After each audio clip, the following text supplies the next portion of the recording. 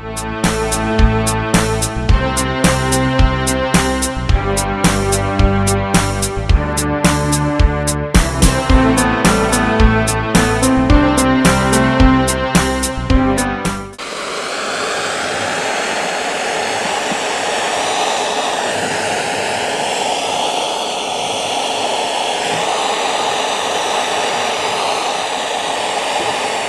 which do you want in your flashback arrestor? Like I said, my tests are seeing, you believe it when you see it. Talk is cheap. A lot of people talk about stuff, but they don't demonstrate. I'm a person that likes to demonstrate and show how it works. And then heat it up, and then we're going to touch it again. Get all the sides, heat it up.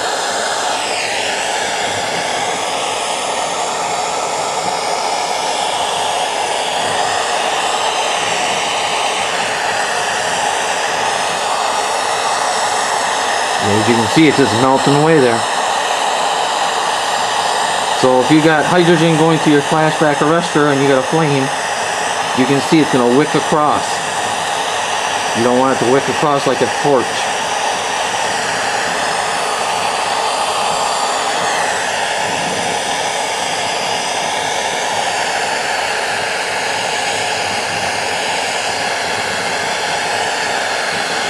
A lot of people on the internet do a lot of talking, but they don't demonstrate, and it makes you kind of skeptical. Are they shooting you a bunch of bull, or are they telling the truth?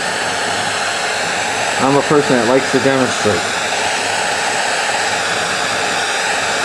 I'm also going to be demonstrating my welding machine. I'm going to actually explode my welding machine to show you the power of the welder. It doesn't hurt the machine because I'm putting rubber tops on it. And I'm also removing the lid. So that's going to be future demonstrations. So right now we're perfecting the flashback arrestor. In Michigan, I'm right now working on making sure the bubble water doesn't freeze, because I don't want to be using sodium hydroxide in my welder. No, I don't mean, I'm using it in my welder, but I don't want to be using it in my car for safety reasons for the engine.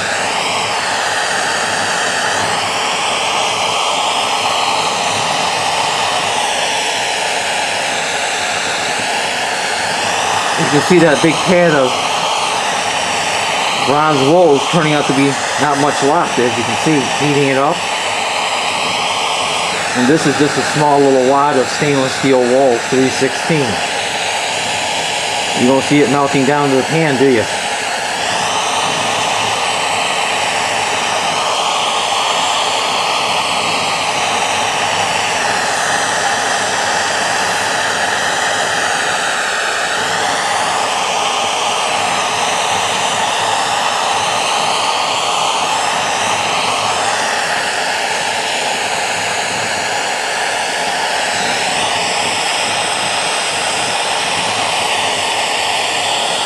Let's get closer with the torch. Really get it hot.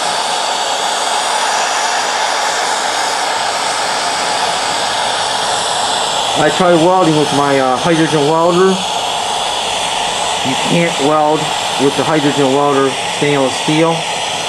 You have to use the hydrogen welder with another gas.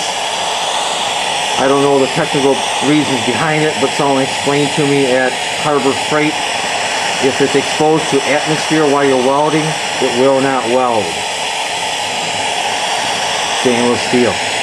You have to have another gas with the hydrogen welder or with acetylene to weld. It's a different setup to weld stainless steel. As you can see the difference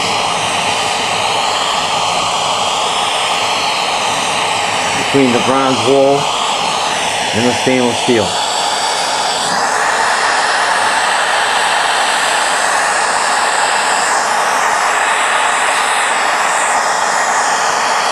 If you think my pan is on my table, it's not. It's on a piece of 2x4 so it doesn't ruin my table.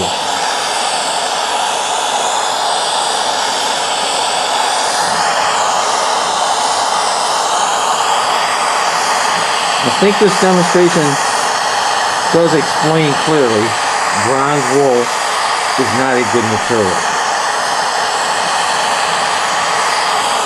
You can see what we started out with, and now what you can see what's left once the powder on the bottom of the panel moves. Back to here, real close, nice and bright orange.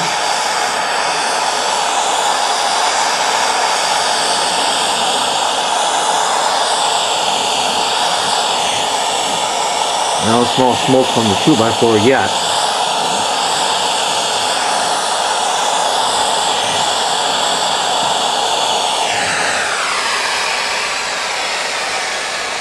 There you go. Another good demonstration explaining why bronze wool now, my personal opinion, is not the recommended material.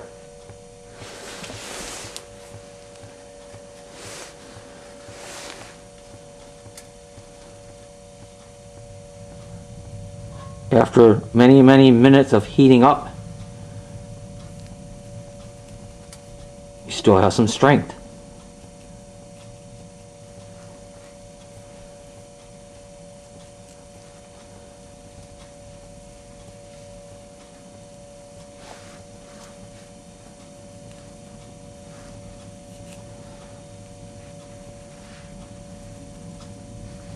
Compared to this mess.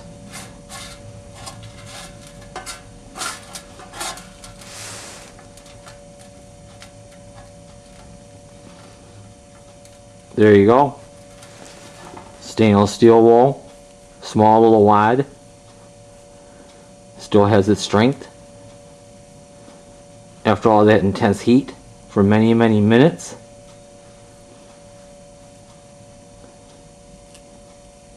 You can actually hear me trying to pull it apart.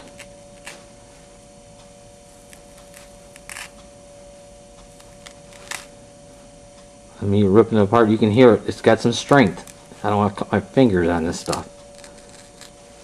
Now we grab this mess. Look at that.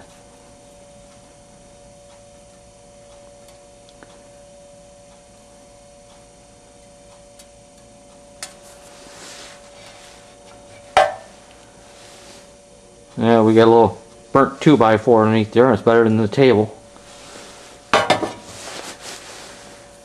Stay tuned for the updates of the new flashback arrestor when we test it on the welding machine. Thank you for watching.